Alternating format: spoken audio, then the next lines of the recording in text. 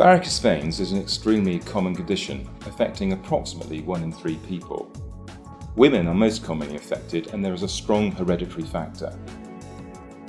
Most patients with varicose veins don't have any significant symptoms, but in some, venous insufficiency can cause symptoms such as heaviness, aching, throbbing, itching, and leg cramps. In a small percentage of patients, more serious symptoms can occur, such as skin discoloration, varicose eczema, and ultimately leg ulceration. Conservative treatments for varicose veins include wearing support stockings or tights, but where more definitive treatment is required to relieve symptoms or to improve the cosmetic appearance, then a whole range of treatments are available, including surgical ligation and stripping, endovenous laser treatment, radiofrequency ablation, and ultrasound-guided foam sclerotherapy.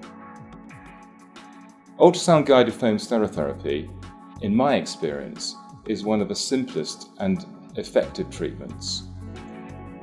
In my experience of treating several thousand patients at the Nuffield Health Plymouth Hospital, I have found ultrasound-guided foam sclerotherapy to be as effective as other treatment modalities, yet it is one of the simplest to perform and also very cost-effective.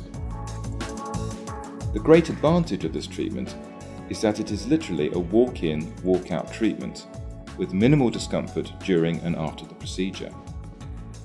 Before offering this treatment, it is very important that a consultation and careful assessment is made of each individual patient to examine the nature and extent of their varicose veins. There are 2 main superficial veins in the leg which can become varicose. The greater or long saphenous vein, which runs down the inside of a leg from the groin to the ankle, and the small or short saphenous vein, which runs from behind the knee down the back of the calf to the outside of the ankle. During the clinical assessment, a portable ultrasound probe in the form of a handheld Doppler will often be used to assess the competence of the valves within the greater and small saphenous veins.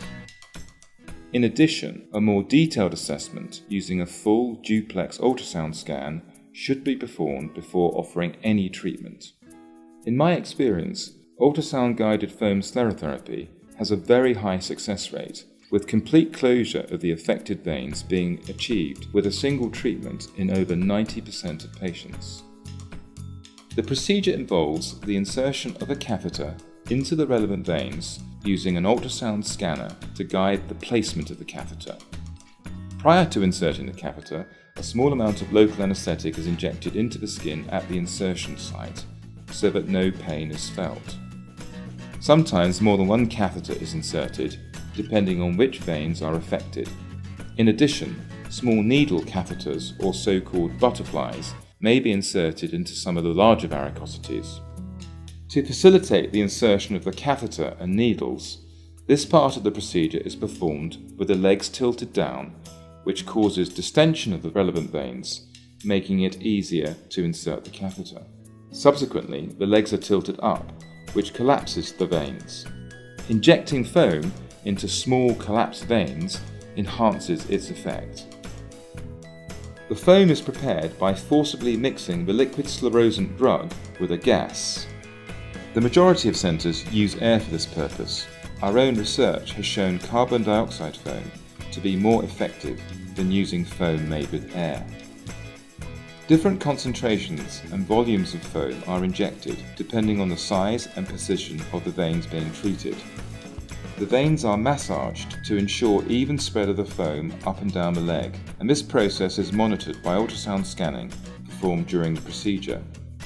It is important to note that the foam does not remain within the leg veins. It is rapidly dissipated within the general circulation and has no deleterious effects elsewhere in the body. Subsequently, the leg is placed into a full-length compression stocking, which is typically worn for 5 days following the procedure.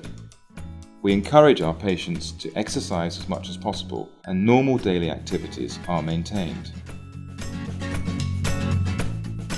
I came to see the specialist initially regarding my vein because of the symptoms I was experiencing, They used to ache and be very uncomfortable if I'd been on my legs for any length of time, and to feel any pressure on them would be quite painful. The procedure itself was very straightforward and virtually pain-free.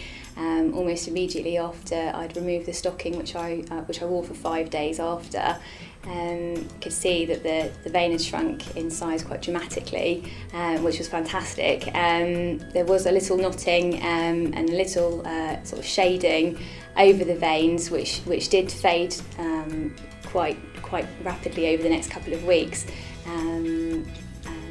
The results after the procedure are fantastic. I've been so pleased. The symptoms that I came for initially, virtually disappeared, and the appearance is fantastic.